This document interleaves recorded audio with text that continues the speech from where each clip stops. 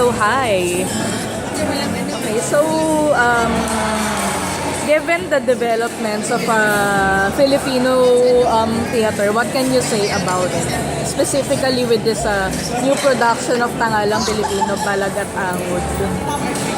Well, I've always been interested in theater and the movie stuff. And I got involved in theater when I was in college and after college.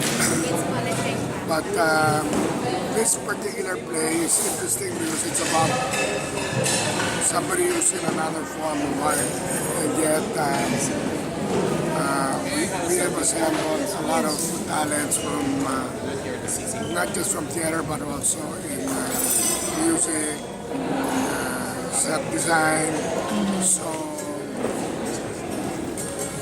it's an exciting project. It's an original project. It's like doing a film. What I like about theater is that it's really literally a dying form of art compared to film and short documentaries or short videos. But I think that people will eventually come back to it and there's going to be a resurgence. And we're trying to do our part in reviving interest in theater. We also want people not to focus on foreign theater, but also our own production. That's why Tangalang Pilipino is what it is. Produce traditional plays and produce the classics in Tagalog. We also help put out Virgin Love Fest, which are all original one-act plays. A lot similar to Cinemalaya. In fact, they both came out at the same time, I think, here at TCP.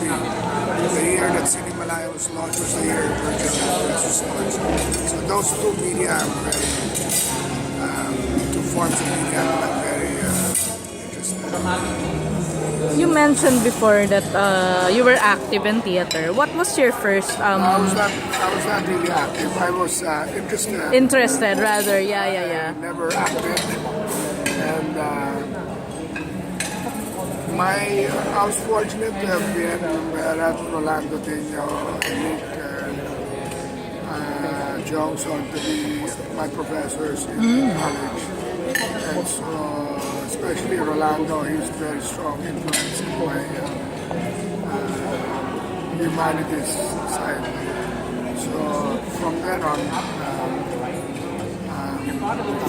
followed him when he was involved with CCP, and he put the Teatro Filipino very much involved. And then when he left CCP, and Nonon Padilla took over and put up Tangalang Pilipino, I also got it. With regards to Junyi, of course, I know you are familiar with his works and. Actually not. I only found out about him okay. So I was not following paintings or sculpture. More of the performing arts talaga. So it's more theater. Do you have a personal favorite when it comes to like a past Tangalang Pilipino production or past Cinemalaya film? Hindi naman because each one is different. So there are different aspects which I like. But in Cinemalaya, what interests me is they don't care about whether the audience will like the film or not. They just want to put out their perception of what they think is happening and their take on certain things. And same with Tangalang Pilipino. When they write original plays, it's about a take on what's happening in the world. That's what I like about it. You don't know. You don't care how the story unfolds. You just want to learn or find out what the playwright and the scriptwriter wants to tell you. For arts to thrive, of course, there should be a business side to it. What do you think can be? Given up on the business side. I tried so much to make it a self-sustaining project, but unfortunately, as most people say, even in the U.S., when it comes to art, but I'm not talking about commercial films, I'm talking about the kind of films and kind of plays we put on. You really need sponsors, and but you know, I'm thankful for this play on June. He talked about his life today, and he continued his power of art despite the absence of monetary support. And the word him many times he almost died of hunger, but pursued it.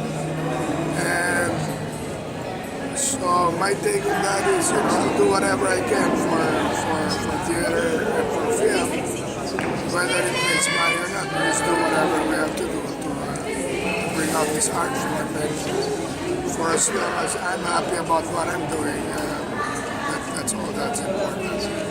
I'm just curious, does your partner, Gretchen, does she like watching live performances as well? She likes, but she's more into, she doesn't like Plays. stories that have no, you know, beginning, middle, and end. She's just not traditional. traditional. She was a She traditional wants a plot. She wants structure. a plot, she wants a definite ending. She doesn't want to, you know, but people are different. I don't care if the ending is still hanging. It doesn't bother me. It bothers her because she wants to know what the ending will be. If someone wants to write a play or a film about the story of you two, would you like agree? No.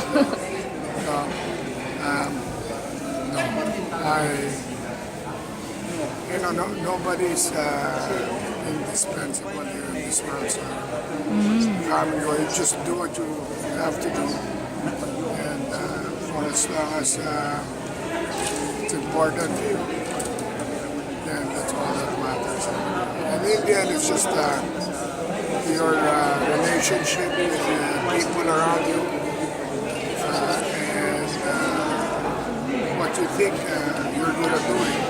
You just pursue it. Sometimes I force myself to do things that I'm not good at, but it doesn't matter whether you succeed or not. You tried. The process. Yeah. In life you don't solve all the problems. You can never solve all the problems. And so that's what it is. Yeah. So you don't get stressed. You know, whether it's solved or not, it doesn't matter. Yeah. Last question. If you are not a successful business tycoon right now, or what would you be? I mean, let's say in an alternate world, what would Tony Boy Cojuangco be? You know, it all depends on what my interests are. Business excited me before, but I don't, you know, I can't stay too long in one project unless it takes this week. And so even in business, I hop from one project to another. And the fact that I'm in business is I find it interesting to solve problems in the business world, how to make your product more acceptable, how to make people aware of your product. Some products I'm able to sell, some I'm not able to sell. It's the same thing. If I were a different person and had different interests, I just pursue my interests, and there will also be problems in that area. And so it's just a matter of trying to make do with what you have, trying to make it better if you can. That's the way the world is. Okay. Thank you.